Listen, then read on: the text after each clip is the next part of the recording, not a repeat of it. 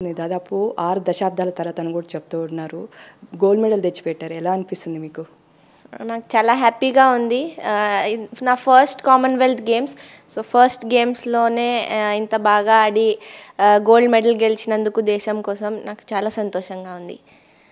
ఆడేటప్పుడు నీకు ఎలా ఫీలింగ్ అనిపించింది? వెళ్ళేటప్పుడు ఏం ప్రిపేర్ వెళ్ళావు అసలు ఇక్కడి నుంచి?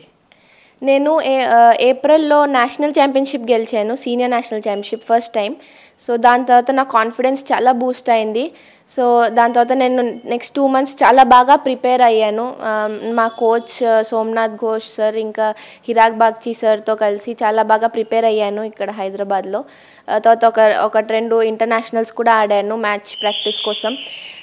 తర్వాత టోర్నమెంట్‌కి వెళ్ళే ముందు కొంచెం ప్రెషర్ ఉండే. కామన్‌వెల్త్‌కి వెళ్ళే ముందు ఆ ప్రెషర్, మొదటిసారి ఆడే ఎక్సైట్మెంట్ అవన్నీ ఉండే. కానీ గేమ్ ఆడేటప్పుడు టేబుల్ మీద నా బెస్ట్ ఇవ్వాలి, ఇదే ఆపర్చునిటీ అనే ఉద్దేశంతో నా బెస్ట్ ఇవ్వగలిగాను.